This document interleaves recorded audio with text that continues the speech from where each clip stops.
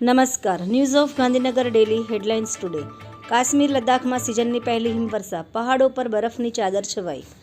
સામાજિક એકતા જાગૃતિ મિશનના રાષ્ટ્રીય સંયોજકને જાનથી મારી નાખવાની ધમકી. જમ્મુ કાશ્મીરના કુપવાડામાં એન્કાઉન્ટર. નાગમાર્ગ વિસ્તારમાં સેનાએ 2 આતંકવાદીઓને ઘેરી લીધા.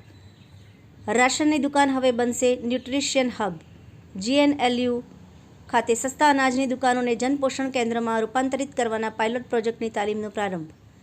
સરગાસણમાં ગંદકી ફેલાવતા વેપારીઓને ₹10,000નો દંડ. તંત્રી સ્થાનેથી બિટકોઇનમાં જોરદાર તેજીને પગલે $82,000ની નવી વિક્રમી સપાટી. 3 બોગા અને બોદા ચોરે શું લોચા માર્યા? વાંચવા જેવો લેખ ભરત વૈષ્ણવ. આહવામાં સરકારી જમીન પર ગેરકાયદેસરના 1600થી વધુ પાકા કાચા દબાણો છોડી સ્થાનિક આદિવાસી કાચા ઝૂંપડાને પ્રાંતે નોટિસ ફટકારી દબાણ દૂર કરવા આદેશ કરતા ગરીબ પરિવારની હાલત કફોડી.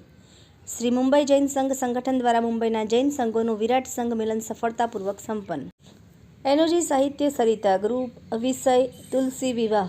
એના ઉપર સર્જકોની ખૂબ જ સુંદર વિવિધ રચનાઓ. ગુજરાતમાં મેડિકલ માફિયાઓ થયા છે બેફામ. હેમાંગ રાવલ.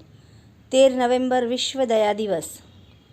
સફેદ રણ, ઠંડો પવન, લક્ઝુરિયસ ટેન્ટ સિટી, કચ્છ રણોત્સવની વૈભવી સુવિધાઓ, અભિભૂત કરતો નજારો જાણો. રમણીય સ્થળે ફરવાલાયક સ્થળોની ટુરિસ્ટ ગાઈડ.